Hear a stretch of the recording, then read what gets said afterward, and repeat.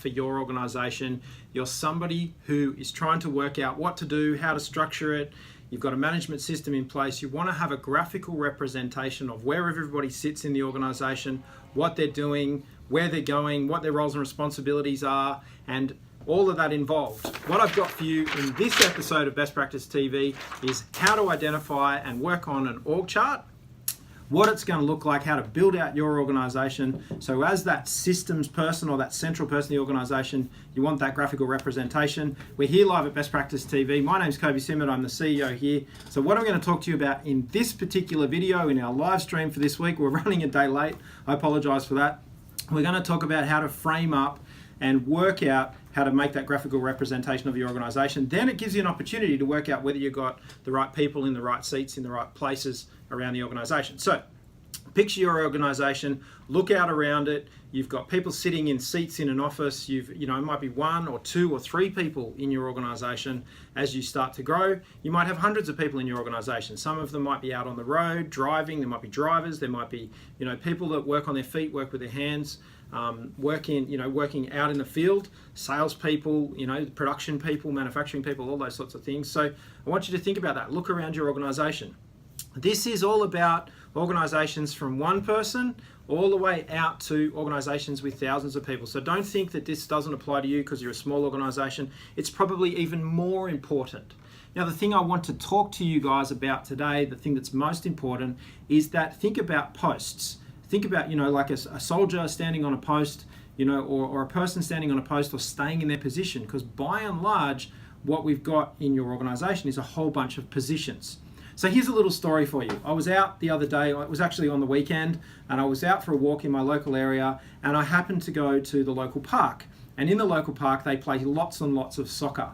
On this particular day, it was absolutely hilarious. I was watching, I think they were probably 4 or 5 year olds, somewhere between maybe, I think 4 or 5 or 6 year olds playing soccer in the park. And there was a couple of teams, there was a whole bunch of kids, boys and girls, all in blue shirts, and a whole bunch of kids on the other side in red shirts. And as they moved around, and if you've ever seen, a really young, infants level, primary school level soccer match, between the blue shirts and the red shirts, it just ended up being this purple blend of mush and a pack of kids just running all over the field. And I think that's probably that's the picture I want to paint for you today. And it was absolutely hilarious to watch. It was really entertaining. And the kids were having a lot of fun kicking the ball around, and the ball's moving around. And there's just this pack of kids, like a swarm of insects, purple insects, between blue and red shirts, making their way around the field, chasing this tiny little soccer ball.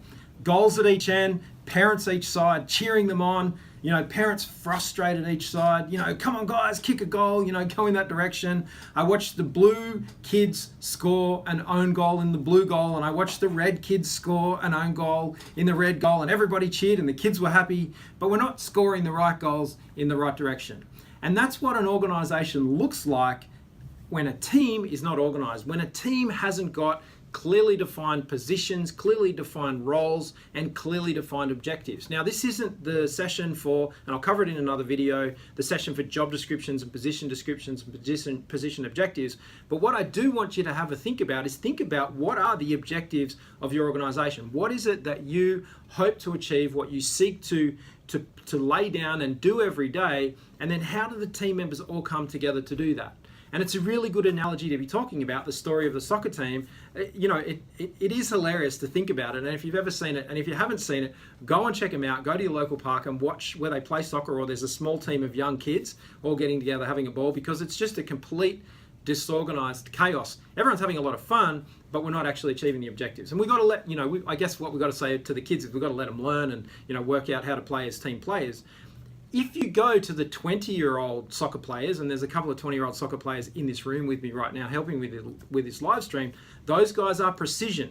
If you go and look at the Colts play, like a Colts soccer team, or someone, they're starting to work their way up in their careers as soccer players, they're starting to take a bit more seriously, it's precision passes. Pass, pass, pass, pass. Precision passes. Or if you watch a World Cup football match, it's all about possession, it's about direct, it's about communication, it's about all those sorts of things with the objective of scoring a goal and winning. And equally at the same time, when you put that high level of energy, and you've also got a team that's trying to block you and stop you, and that would be your organization and your competitors. And so thinking about a high performance team, it's about having a team that's well laid out on the field. They've got their posts. And when you look at the kids in their environment, say the first position we start with, right, let's have a goalie. We'll put a goalie at each end. The pack can run around, but we're going to tell 2 kids, you go to that end, you go to that end, and I want you to stop the ball going in the goal when it comes close. You're the only people on the field that can touch it with your hands. If it comes near you, pick it up and kick it away from the goal. And that'll be the first position that we'd start to talk about. Then we might say to another kid, you know what, we're going to pull you out of the pack. You're going to be the striker. We're going to put you at the front. Your job is to take the ball to the goal and kick it in more than anything. So all the other kids pass the ball to this guy or girl, they're going to kick it in the goal. So I want you to think about that with your organization. Think about what's the 5-star version of your team. If it's 1 person, 2 people, 3 people. By and large, we are talking about organizations. Organizations are more than 1 person. Organizations are 2 people because we've got to get organized, work together. 3 people, got to get organized, work together. 5 people, 10 people, 15 people. So, you know, for the bulk of you guys watching this video, you're in small teams. I want you to also think there's a great case study. If we can find the case study online, we'll pop the link below in the comments.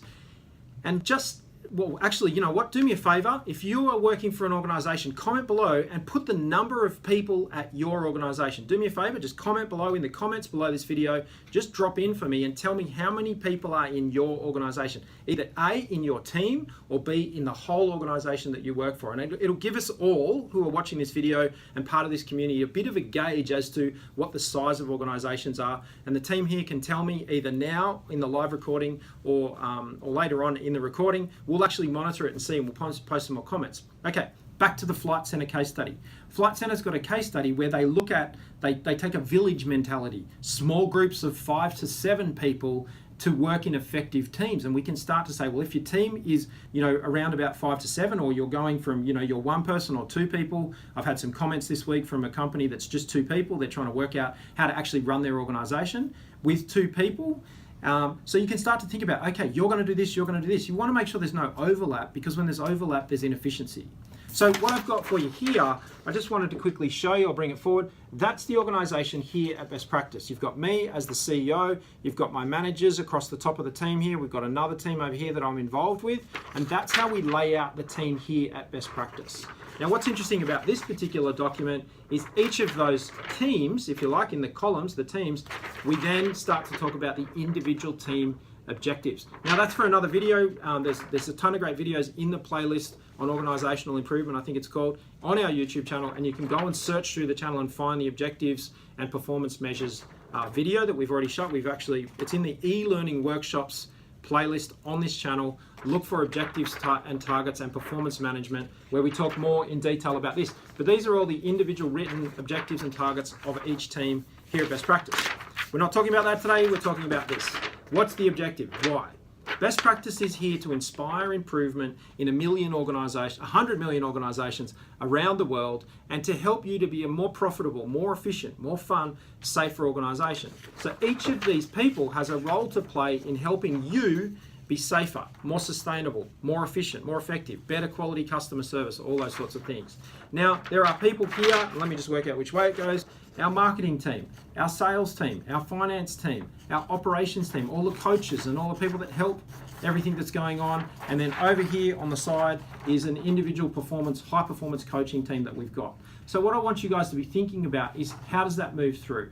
So as we start to talk about structuring an organization, it's, I think, a really simple first version for you in terms of an approach is to have marketing, sales, finance, you know, production, customer service, your technical team, and you might divide that. You can see it's in 2 parts here.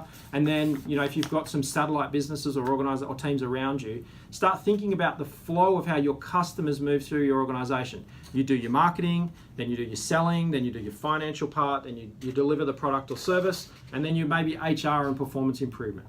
So I want you to be thinking about that for your organization. That's how you can start to actually organize the teams, and then have these are the communications. So this person here, which happens to be me, is the boss of this person, not these people. This person potentially, in particular over here, this person is the manager of this team. So I don't deal day to day with this particular team. I know them all. I say hello, I have a cup of tea with them and lunch with them, but the reporting lines go to this guy because I can't manage more than about 7 people, and most people can't. You can have very flat structures, but you can start questioning efficiency when we don't want to make the organization, too many layers, because too many layers causes bureaucracy.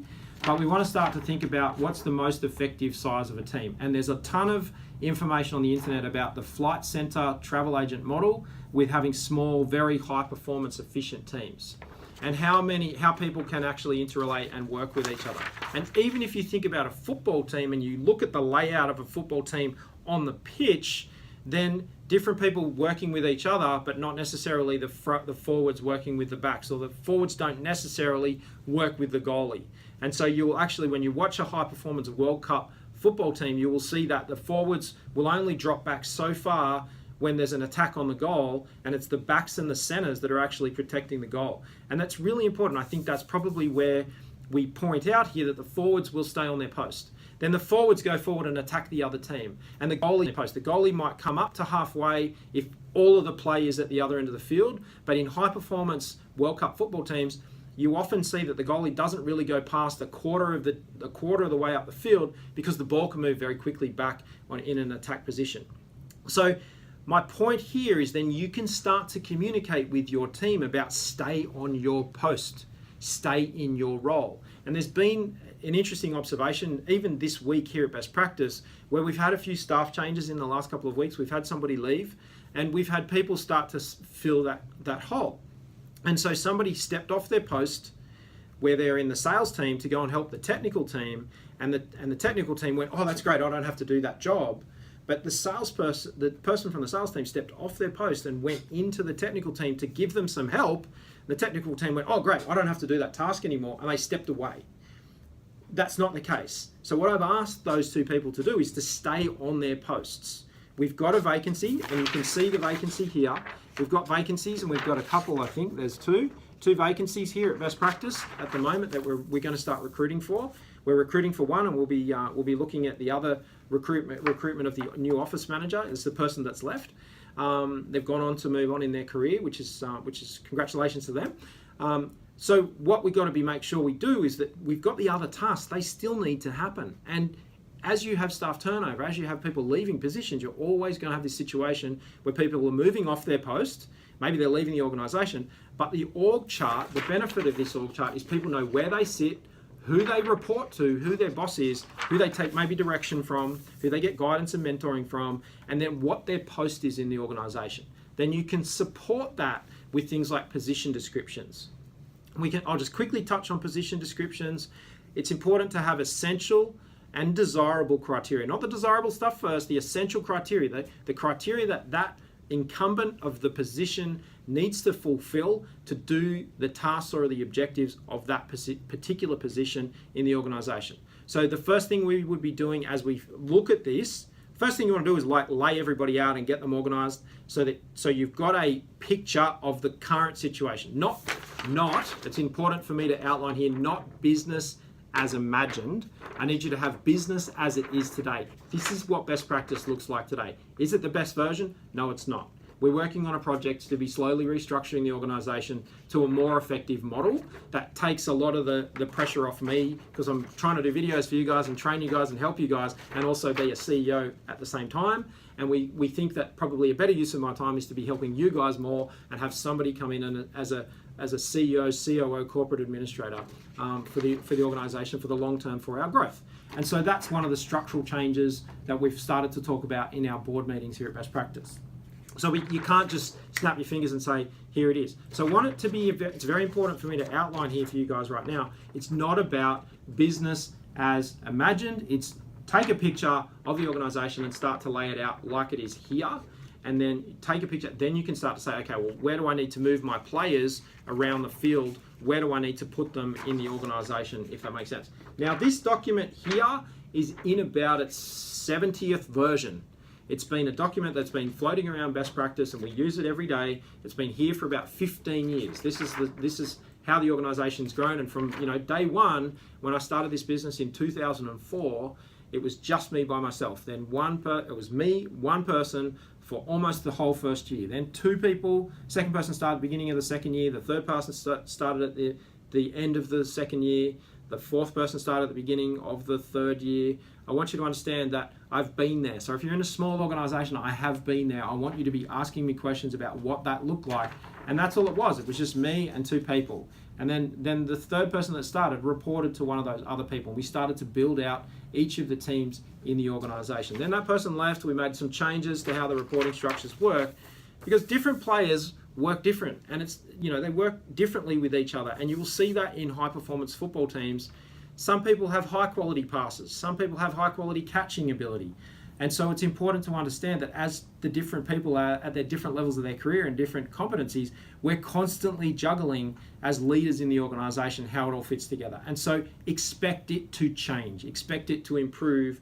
So take the snapshot, that'll give you the platform to say, okay, where does everybody sit? And you know what? Probably the best thing to do is don't make it all beautiful and graphic like this. Just do it on a whiteboard. You know, there's a whiteboard right here behind the camera. I've got one of those big, you know, these amazing whiteboard pens, one of these big fat art lines.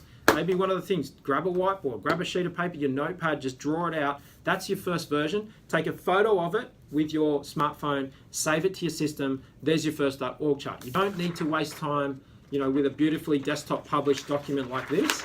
We have a big team here at Best Practice, and that's why we do this, because we use a lot in a lot of meetings. But for you guys, when you're getting started, if you haven't got an org chart, or even if you're drafting one, just draw it by hand. Take a photo of it. You know, if you need to do a second, third, fourth version, you can start, you know, a great free tool. The best free tool on the internet for this is a Google slide. Jump onto Google, get your free Gmail account, just do a quick Google slide and you can map it out. You can pick boxes, you can bring the boxes in, and you can draw with boxes and arrows and all that sort of stuff. Okay. So if you want me to cover more on how to actually do an org chart, like create the org chart, then comment below that you want more about that, and we'll see what the comments are and we'll see what you want. So if you've got any questions, put the questions in the comment below. I can help you guys. I can talk you through. We see all the comments, everything that goes on from a community perspective on our YouTube channel, and we respond to all of the comments as quickly as we can. If you want to reach out to me, the best place to get me personally, and I've been responding to messages this morning, is on LinkedIn.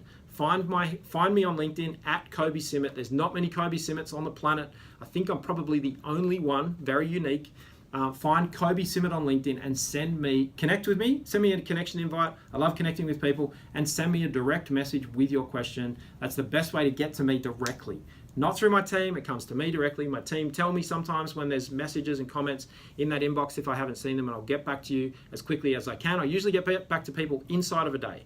So I get through all of the messages and checking and responding to everybody. So do that. So that's everything, I think, for a quick video for our live stream for this week on organizational charts. So I think it's important. I think it's one of the things that every organization should have, because it's a great way to communicate with people, sort out the little tussles between people that happen every day in the organization, give everybody direction, give them some insights, and you can see your high performance World Cup team playing on the field. You can organize your players, and you can be working with your team to work out how we're going to effectively assemble all of our troops to actually win the World Cup. So what's your World Cup? What's your why? What's the objective that you want to achieve for your organization? What's the passionate thing that you guys are all working together as a team in your organization to achieve? Comment below, let me know that too. So the comments, tell me how many people, comment below, tell me how many people are in your organization. I want to see that. Tell me what your passionate thing is. I'd love to know what your organization does and what you guys are passionate about doing, what you're all working together as a team to do. And then you can take those two things and you can get a sheet of paper like this and a pen or a whiteboard and start knocking out what your organization looks like. Then you can work together as a team to start to frame that up for the future. Okay, ton of great stuff happening in our training academy. If you haven't checked it out already, there is a great ebook that I would like you to check out. We're going to put a comment in the comments. We're going to put a secret link in the comments in the description to a discount on our latest ebook, which is how to develop and define your management system. It's been our most popular product so far in our training academy. So jump down below. There's some templates in there, very simple templates to help you get started with a few different things. But I'm recommending the free tool on the internet for you guys is a Google slide. We do this with a Google slide. We do that with a Google slide. So these are Google slides printed at A3, and that's all we use. We keep it really simple. Nothing complicated. We take pictures of all of our team and we put our team in here in the cells, and these are just boxes and arrows and lines all done with a Google slide. So you don't need a fancy template, don't go buy a fancy template, but what you can do is you can grab a copy and there'll be a discount offer. So check out that discount offer for our organizational management system ebook that's available through our training academy, through our store. You can jump onto bestpracticeeducation.com.au and you can see the store and you can compare the prices. You're going to see the link below in this video exclusive for you guys. So let me know how big your organization is. Let me know what you're passionate about. And you guys are going to see me right here, I think, in a couple of hours on Best Practice TV as we drop some more videos on our YouTube channel. So hit me with those questions and I'm going to see you next time. Thanks, everybody.